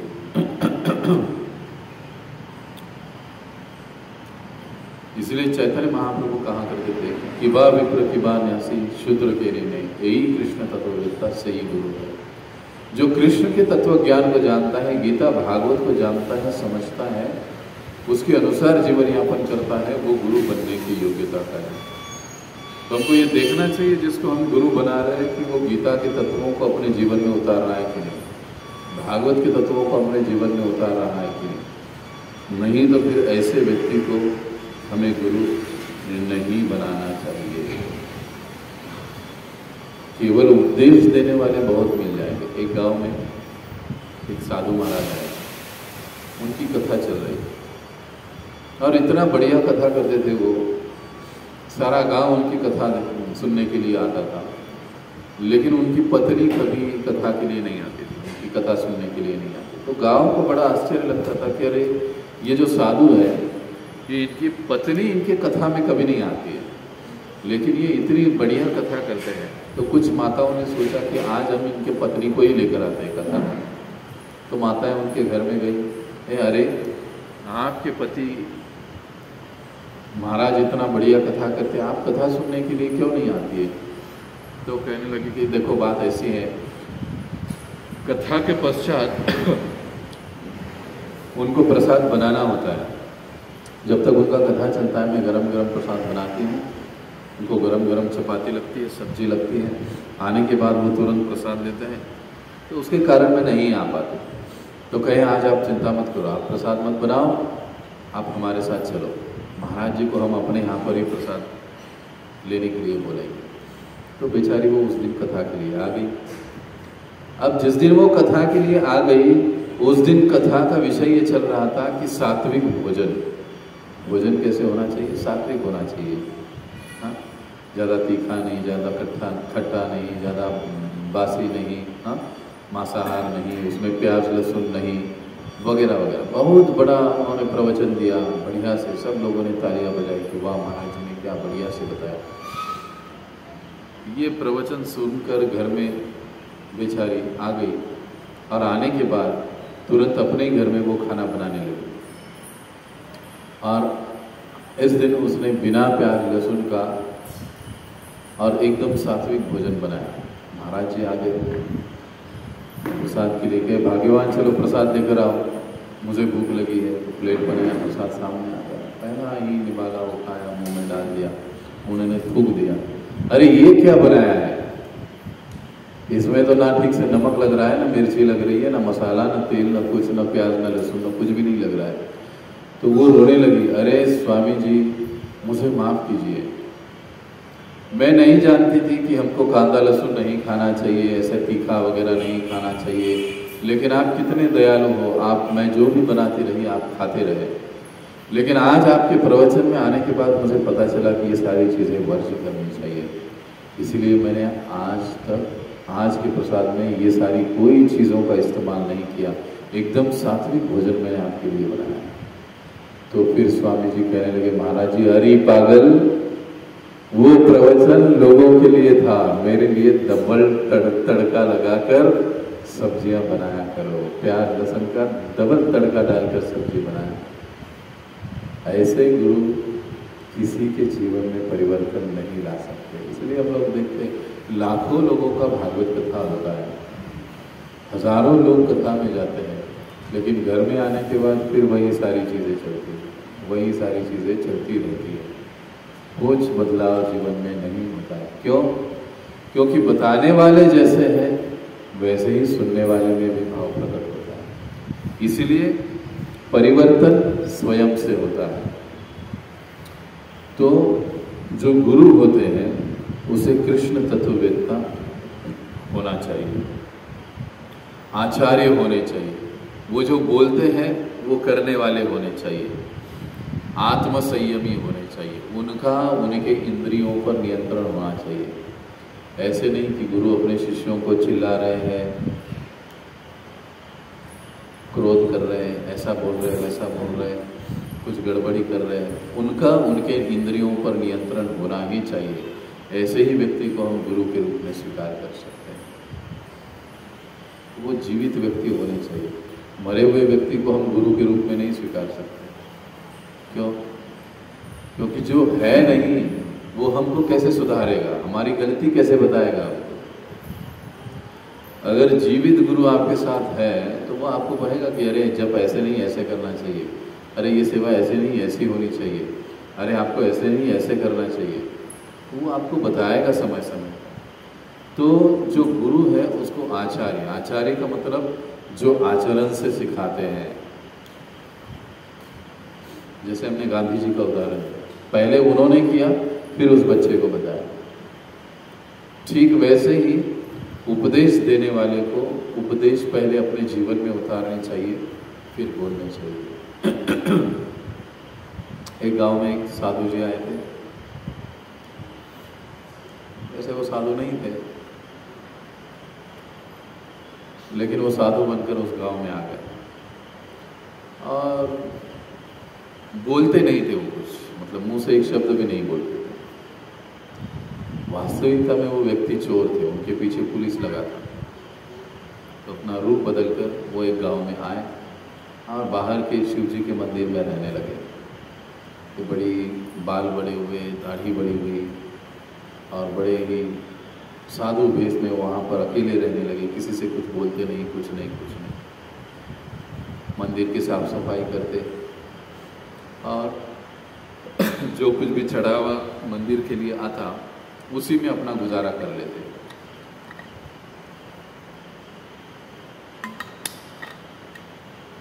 वहाँ पर पुलिस से बचे रहे, लेकिन बात ये हो गई, गांव वाले लोगों ने उनको देखा कि अरे एक साधु हमारे गांव में आ गया है और शिव जी के मंदिर में रहता है और मौनी बाबा है, कुछ ज़्यादा बोलता भी नहीं, कुछ भी नहीं।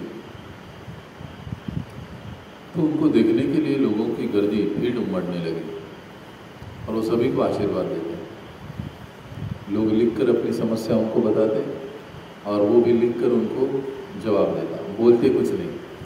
और कुछ ऐसे हो गया कि कुछ लोगों के बारे में उनकी बातें सच्ची हो गई, तो लोगों का विश्वास बहुत बढ़ गया। फिर लोग उनको खाने के लिए, प्रसाद के लिए लेकर आने लगे, अलग अलग प्रकार की गिफ्ट भेंटें लेकर आने लगे। तो उसको बड़ा अच्छा लगा, यार मैं चोरी करने के लिए इतनी मेहनत करता था, ये तो सबसे बढ़िया बिजनेस है। तो साधु बन के बैठ जाओ, काम हो गया। तो सारी चीज़ें वो लेने लगा, रखने लगा। एक दिन एक आदमी था, वो स्वभाव से थोड़ा नटखट था। वो सोचने लगा हो ना हो ये साधु महाराज में कुछ तो गड़बड़ है, मुझे नहीं लगता ये गूंगा होगा। बाजू में ही लोगों ने उसको एक कुटिया बना के दे दी थी। अब वो उस कुटिया में रहने लगा था, सारी सुविधा उसको मिल रही थी। और मंदिर के सामने बहुत सारे पेड़ थे और जो भी लोग उनको मिलने के लिए आते उसकी कुटिया में जाते, उसको भेंट दे देते, दर्शन लेते और निकल आते। दोपहर के समय में मंदिर कुटिया बंद हो जाती। एक दिन दोपहर के समय में ही ये आदमी आ गया, गरम गरम जलेबी लेकर आया और साधु महाराज जी के पास गया। कहा महाराज जी आपकी शरण में आया हूँ, दर्शन के लिए आया हूँ, आपके लिए ये जलेबी लेकर आया। जैसे उसको देखा उन्होंने वो जलेबी उठाकर फेंक दिया।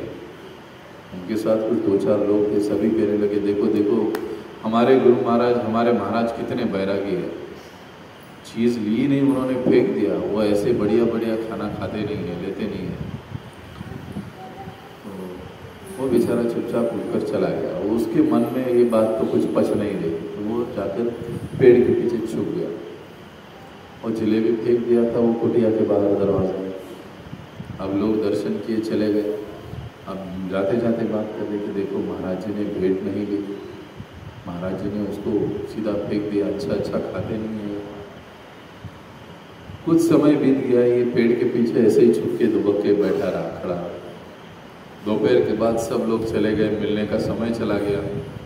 अब कुछ मंदिर का दरवाज़ा बंद हो गया। कुछ समय के बाद साधु महाराज बाहर आ गए, इधर उधर देखा, कोई नहीं। तुरंत वो पैकेट जलेबी का उठा लिया, अंदर लेकर चले गए और वो जलेबी निकाल के खाए।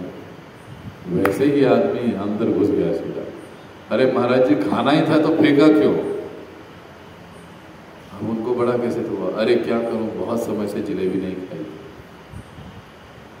तो फिर फेंका क्यों? हम लोगों के सामने ऐसे करना पड़ता है।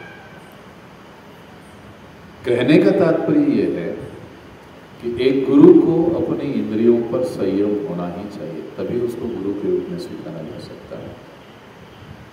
और अंतिम पांचवी चीज कि वो अधिकृत गुरु शिष्य परंपरा से आए हुए होने चाहिए।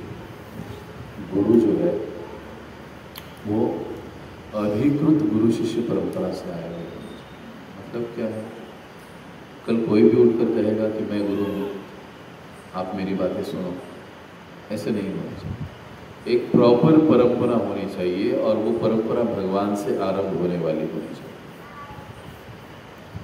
इसलिए हम लोग देखते हैं कि शास्त्रों में भागवत के अनुसार 4 संप्रदाय होंगे। अधिकृत संप्रदाय, जहाँ से हम लोग ज्ञान ले सकें। एक है रुद्र संप्रदाय, भगवान शिव जी से चला आ रहा संप्रदाय, जिसके आचार्य विष्णु स्वामी, जिसमें शंकराचार्य आदि सब लोग आते हैं। रुद्र संप्रदाय। उसके बाद ब्रह्म संप्रदाय, ब्रह्मा जी से चली आ रही परंपरा। ब्रह्मा जी, नारद, नारद के बाद फिर उनके शिष्य। श्री संप्रदाय, रामानुजाचार्य, जो माता लक्ष्मी से जो संप्रदाय आरंभ हुआ। माता लक्ष्मी ने ये सारा ज्ञान उनके शिष्यों ने उनके शिष्यों को दिया और फिर परंपरा चालू हुई। उसकी शुरुआत माता लक्ष्मी से हुई, इनकी शुरुआत ब्रह्मा जी से हुई, इनकी शुरुआत शिव जी से हुई। रुद्र, ब्रह्म, श्री और कुमार संप्रदाय। कुमार संप्रदाय यानी ब्रह्मा जी के 4 पुत्र, उनको ये ज्ञान भगवान ने दिया। भगवान ने सबसे पहले ये ज्ञान, कल हमने देखा, सूर्य के देवता विवस्वान को दिया भगवान ने। लेकिन यही ज्ञान भगवान शिव जी को, ब्रह्मा जी को और माता लक्ष्मी को और ब्रह्मा जी के 4 पुत्र, इनको भी प्रदान होता है, दिया जाता है। भागवत में हम लोग देखते हैं। और ये ज्ञान ब्रह्मा जी के 4 पुत्रों से आगे चलकर आता है। ये 4 कुमार संप्रदाय, ये चौथा जो कुमार संप्रदाय है, ये 4 अधिकृत संप्रदाय माने जाते हैं, जिससे हम लोग ज्ञान ले सकते हैं। बाकी फिर जो भी दिख रहा है उसके बारे में हम कुछ नहीं कह सकते। लेकिन भागवत पुराण ये कहता है कि यही 4 संप्रदाय अधिकृत हैं। इनके द्वारा प्राप्त ज्ञान जब भी हम करते हैं, ज्ञान प्राप्त करते हैं, तो हम निश्चित रूप से भगवत प्राप्त करते हैं। तो एक गुरु को इन 4 में से किसी एक संप्रदाय में होना ही चाहिए। और हम देखते हैं कि इस्कॉन जो है संस्था, ये ब्रह्म संप्रदाय में आती है। आप गीता खोलोगे तो 32 नाम हमको परंपरा के दिखाई देते हैं। 3200 वर्षों से ये सारी चीज़ें हमको दिखाई देती है, हज़ारों वर्षों से वैसे देखा जाता है। और फिर अंतिमतः प्रभुपाद जी तक ये ज्ञान पहुँचा। प्रभुपाद जी ने उनके शिष्यों को, उनके शिष्यों ने उनके शिष्यों को ये ज्ञान दिया। तो ऐसे अधिकृत परंपरा से गुरु को आया हुआ होना चाहिए, तभी हम उनको गुरु के रूप में स्वीकार सकते हैं। यहाँ तक किसी को कोई प्रश्न है? हाँ, बराबर। ब्रह्म, मध्व, गौड़ीय संप्रदाय। इस्कॉन का जो संप्रदाय का पूरा नाम है ब्रह्म मध्व गौड़ीय संप्रदाय। ब्रह्म यानी ये परंपरा ब्रह्मा जी से आरंभ हुई। मध्व यानी इस संप्रदाय में मध्वाचार्य जैसे बड़े ही शक्तिशाली आचार्य हुए, जिन्होंने इस संप्रदाय को आगे बढ़ाया। और फिर बाद में इसी संप्रदाय में भगवान ही श्री चैतन्य महाप्रभु के रूप में प्रकट हुए। इसीलिए गौड़ीय चैतन्य महाप्रभु को कहा जाता है, क्योंकि वो गौड़ देश यानी बंगाल से आते हैं। बंगाल का एक नाम गौड़ देश कहा जाता है। इसीलिए गौड़ देश यानी बंगाल के संत और उनके अनुयायी दैट इसके लिए गौड़ीय संप्रदाय। तो ब्रह्म मध्व गौड़ीय संप्रदाय, ये इस्कॉन का संप्रदाय पूरा आता है, ये पूरा नाम इस्कॉन का हुआ। लेकिन ब्रह्म संप्रदाय जैसे है मुख्य संप्रदाय, ब्रह्मा जी से आई हुई ये परंपरा है। क्लियर हो? और कोई प्रश्न?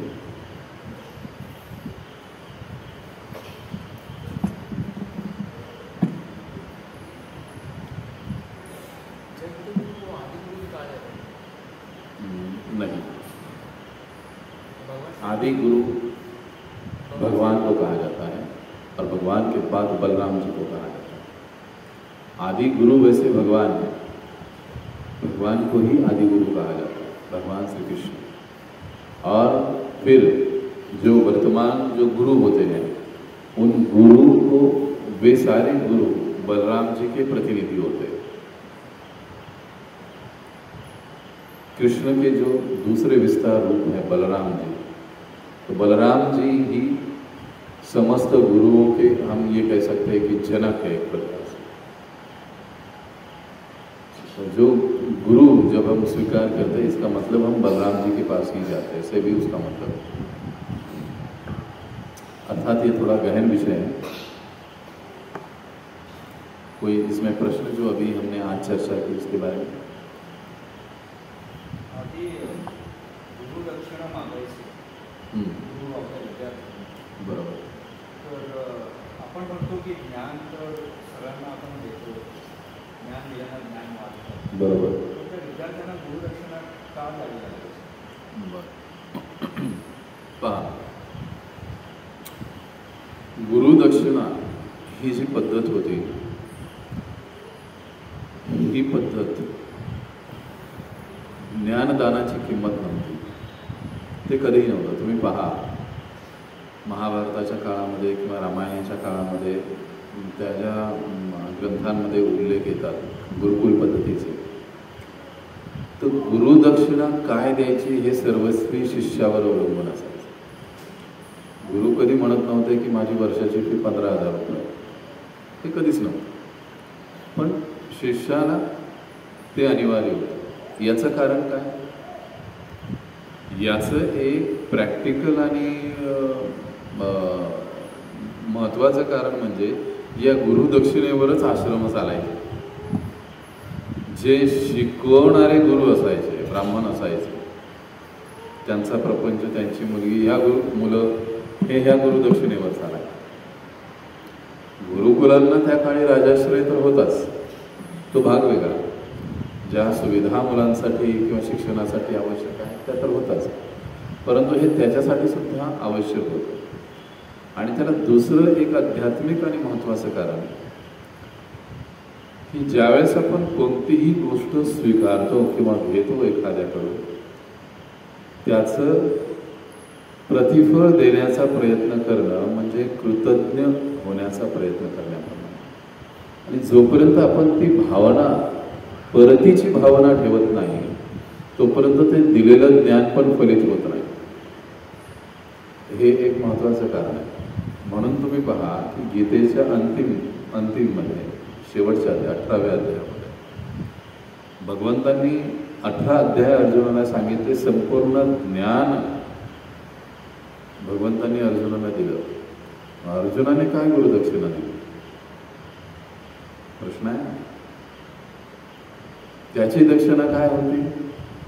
त्याची दक्षिणा होती की करिष्ये वचनं तव, की हे कृष्णा, तू मला जे काही ज्ञान प्रदान केलंय त्यामुळे माझं अज्ञान नष्ट झालंय आणि आता मी तुझ्या म्हणण्यानुसारच सगळं कार्य करेन. आणि तो युद्धाला तयार झाला, त्याने युद्ध केलं, जिंकलं, सगळ्या गोष्टी घडल्या. म्हणजे ही त्याची दक्षिणा होती. दक्षिणा याचा अर्थ आर्थिकच गोष्ट किंवा एखादी भौतिक गोष्ट असा कधीही नव्हता आणि नाही सुद्धा. एका गुरूची उत्तम दक्षिणा म्हणजे काय?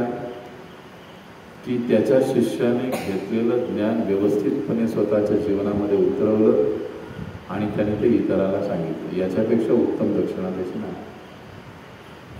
म्हणजे दक्षिणा देण्याची ही पद्धत पूर्वापारपासून शास्त्रामध्ये सांगितलेले आहे की गुरूंच्या ऋणातून उतराई होण्याचा प्रयत्न करणे. त्यातून आपण उतराई तर होऊ शकत नाही, पण ॲटलिस्ट प्रयत्न करणं हे गरजेचं आहे, कारण त्यातून कृतज्ञतेचा भाव वाढीस लागतो. अदरवाईज मग काय होतं, अरे तो गुरुच आहे, त्याचं शिकवणं कामच आहे. ह्या भावनेने ज्ञानाचं विज्ञानामध्ये रूपांतर कधी होऊ शकत नाही. म्हणून गुरुदक्षिणा पद्धत अस्तित्वात. क्लिअर झालं? आणि काही प्रश्न? तर आता शिष्यांची जी योग्यता आहे त्या योग्यतेमध्ये, म्हणजे जो माणूस, म्हणजे आपण गुरूंकडे जातोय तर आपली पण काहीतरी योग्यता असली पाहिजे ना. आता तर गुरुची योग्यता आपण बघितली, पण आपली योग्यता काय? नॉर्मली आपण काय करतो, दुसऱ्याला जज करतो, स्वतःकडे आपण पाहत नाही. पण शास्त्र जे आहे, आपले जे वैदिक शास्त्र आहे, ते दोन्ही बाजूने सांगतायत. बघ, गुरु असा असला पाहिजे, मग त्याच्याकडे जाणारा शिष्य कसा असला पाहिजे, तर त्याची पहिली क्वालिटी सांगितली जाते की तो जिज्ञासू असला पाहिजे, ध्यानपूर्वक ऐकणारा असला पाहिजे. असं नाही की तो फक्त समोर बसलाय आणि ऐकत काहीच नाही आहे, तो फक्त उपस्थित आहे. आणि जिज्ञासू, प्रश्न विचारणारा असला पाहिजे. शिष्याचं हे पहिलं लक्षण किंवा गुण आहे की तो जिज्ञासू असला पाहिजे आणि तो ध्यानपूर्वक ऐकणारा असला पाहिजे. जो ध्यानपूर्वक ऐकतो तोच व्यवस्थित समजू सकतो. जो ध्यानपूर्वक सुनता है, जो जिज्ञासा करता है, वही विषय को समझ सकता है और समझता भी है. और जो विषय को समझता है वही उस विषय को अपने जीवन में उतारने की कोशिश भी करता है. जिसने सुना, क्योंकि ये सारी जो चीज़ें हैं ना, जिज्ञासा करना, फिर उसको ध्यानपूर्वक सुनना और जीवन में उतारना, ये तीनों चीज़ें एक दूसरे से कनेक्टेड है. अगर जिज्ञासा नहीं करेंगे तो सुनने का सवाल ही पैदा नहीं होता. अगर जिज्ञासा करेंगे लेकिन ध्यानपूर्वक नहीं सुनेंगे तो जीवन में उतारने का सवाल ही पैदा नहीं होता. इसीलिए जिज्ञासा करना जितना महत्वपूर्ण है, उतना ही उत्तरों को ध्यानपूर्वक सुनना भी महत्वपूर्ण है. और जब हम ऐसे ध्यानपूर्वक सुनते हैं तो अपने आप ही हम लोग जीवन में उसको उतारने के लिए प्रवृत्त हो जाते हैं. तो ये पहला गुण शिष्य का, उसे जिज्ञासु होना चाहिए, ध्यानपूर्वक श्रवण करने वाला. दूसरा, उसको नम्र होना चाहिए. नम्र होना चाहिए यानी उद्दंड नहीं होना चाहिए. तुम्हें असच का सांगितलं, तुम्हें असच का बोलला, इस तरीके से अगर हम लोग ज्ञान ग्रहण करेंगे तो कभी हम ज्ञान को ग्रहण नहीं कर सकते. ज्ञान ग्रहण करने के लिए हमें झुकना पड़ेगा, नम्र होना पड़ेगा, तभी हमको ज्ञान मिलेगा. अब इसके उदाहरण है, लेकिन हमारे पास उतना समय नहीं है, हम उसको उदाहरण नहीं लेंगे. अगर ये विषय आपको नहीं समझे तो आप कल उसके ऊपर फिर से प्रश्न कर सकते हो. चौथा गुण कि एक शिष्य को गुरु की सेवा या भगवान की सेवा करने के लिए हमेशा तत्पर होना चाहिए. जब भी हम गुरु के पास जा रहे हैं, भगवान के मंदिर में जा रहे हैं, तो कुछ ना कुछ तो सेवा देने की कोशिश करनी चाहिए. सेवा के लिए हमको तत्पर होना चाहिए, क्योंकि सेवा यह ऐसा माध्यम है जो हमको सीधे भगवान से जोड़ता है, गुरु से हमको जोड़ता है. तो ये जो सेवा करने की जो भावना है वो बहुत महत्वपूर्ण है और वो उसमें होनी चाहिए. सेवा की भावना नहीं है तो वो शिष्य बन ही नहीं सकता.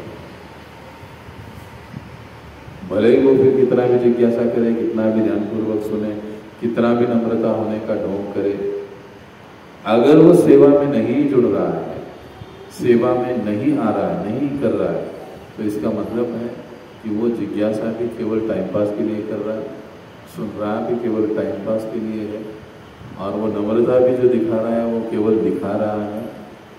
एक्चुअली इन सब चीज़ों का परिणाम क्या है कि भगवान की सेवा में गंभीरता से जुड़ जाना. जिसने प्रामाणिकता से जिज्ञासा की, जिसने प्रामाणिकता से गंभीरता से सुना, जिसने नम्रता से व्यवहार किया, वो व्यक्ति प्रामाणिकता से सेवा में जुड़े, भगवान की सेवा. गुरु कभी ये नहीं कहते कि तुम आकर मेरे पैर दबाओ, मेरे हाथ दबाओ, मेरे घर में पानी भरो, हाँ मेरे घर में कुछ प्रॉब्लम है उसको सॉल्व करो। ये गुरु नहीं हो सकता। गुरु का पहला काम कि वो व्यक्ति को भगवान की सेवा में जोड़ता है, अपनी सेवा में। देखो अगर इस क्राइटेरिया से देखेंगे तो दुनिया के लगभग 99% गुरु जो है वो फेल हो जाते हैं, लेकिन गुरु का यही वास्तविक काम है। तो शिष्य को हमेशा ऐसे गुरु की सेवा के लिए, भगवान की सेवा के लिए तत्पर होना चाहिए। और उसका चौथा गुण, शिष्य को कृष्ण के प्रति श्रद्धा होनी चाहिए। अगर उसका कृष्ण के प्रति, गीता के प्रति श्रद्धा या रुचि नहीं होगा तो फिर आगे का सवाल नहीं। ये गुण उसमें होने चाहिए।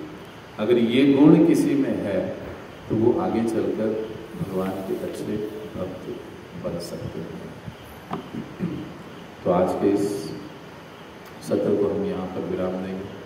कल हम वास्तविकता गीता के विषयों को आरंभ करेंगे कि आत्म तत्व क्या है, आत्मा क्या है।